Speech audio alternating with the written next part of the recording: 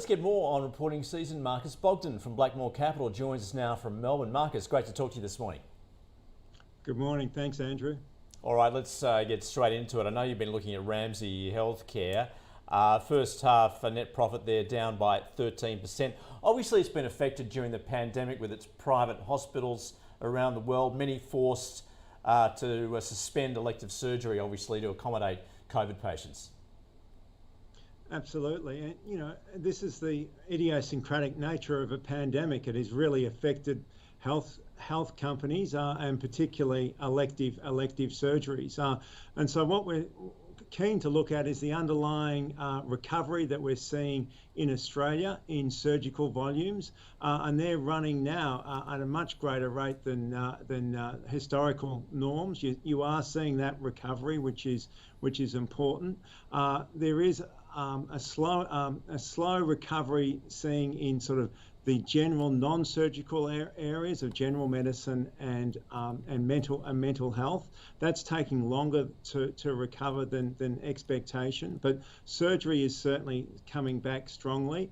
And then obviously with a lot of their earnings in the Northern Hemisphere, those markets are still deeply affected by lockdowns in both the UK and Europe.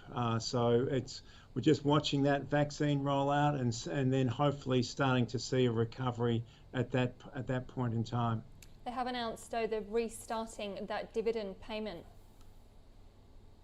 Yes, Cara. I mean that is a positive to get that dividend reinstated, and we do expect earnings will start to recover from a low base.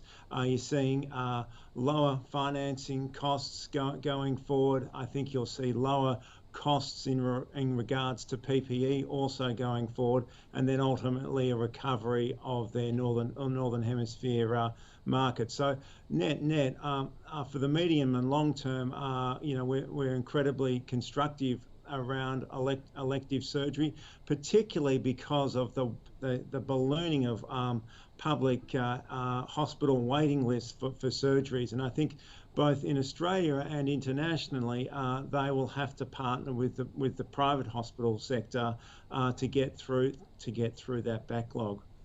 All right, let's move to Qube Holdings. A bit of a C-suite change there.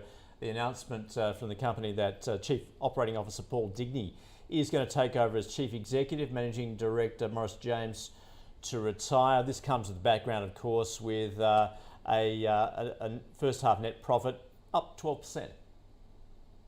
Yeah, and this was a beat for us on both the profit and the dividend, and it just highlights the underlying strength of this franchise, both in logistics and stevedoring. Incredibly economically sensitive, and we are starting to see volumes pick up across the board there, so that's encouraging.